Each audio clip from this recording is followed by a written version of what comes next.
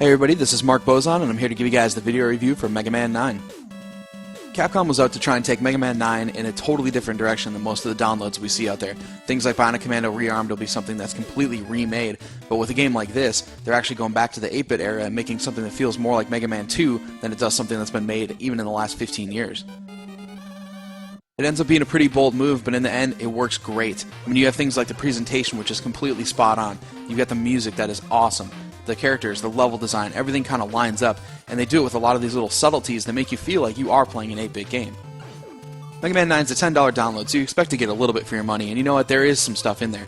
What it's going to come down to, though, is the basic core gameplay, which takes, a few hours to get the first time you go through it, but then you can probably speedrun in about 45 minutes to an hour if you've got said skills to pay the bills as far as 8-bit gaming is concerned. On the presentation side, Capcom made sure to include things that felt like an 8-bit game. So you've got things like sprite popping, you've got faked rotation, low frame animation, and a lot of little tearing issues that you'd find in an old NES game, and they're in here. Some of those things are optional, you can turn them off in the menu. Other ones are just, part of the game. It's designed to look and feel like an 8-bit game.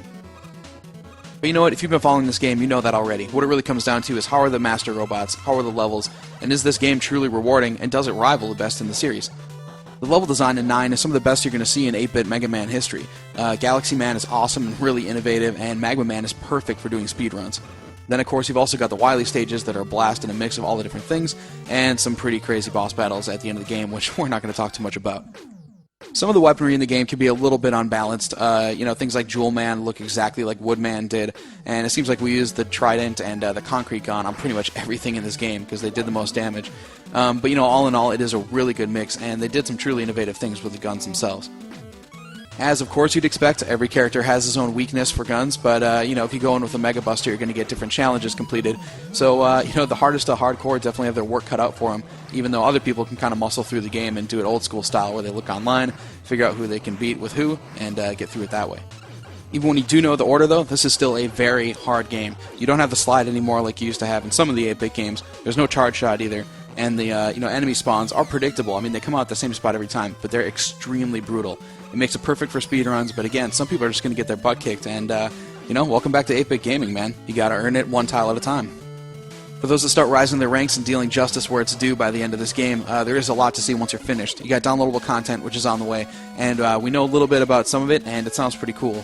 The Classic Shop also adds some cool support items, and also a little bit of fan service. You can take the helmet off of Mega Man and run around, and buy piles of E-Tanks if you want to just muscle your way through the game. And then, as we said, the trials and ranking systems are going to make this one awesome for speedruns, and 50-plus challenges, which border between being really easy, just automatic unlocks, and some that are completely insane. Bottom line is that Capcom gave us exactly what we wanted with Mega Man 9. I mean, it feels like Mega Man 2, maybe a little bit like Mega Man 3. It's not as innovative as something like Lost Winds or Braid or something on the other downloadable services, but it's a kick-ass throwback title, and it rivals some of the best 8-bit Mega Mans out there. For that reason and that reason alone, I mean, it's worth dropping $10 and just getting into the nostalgia and the fun that comes with playing another game like this. For the full written review, check out IGN.com.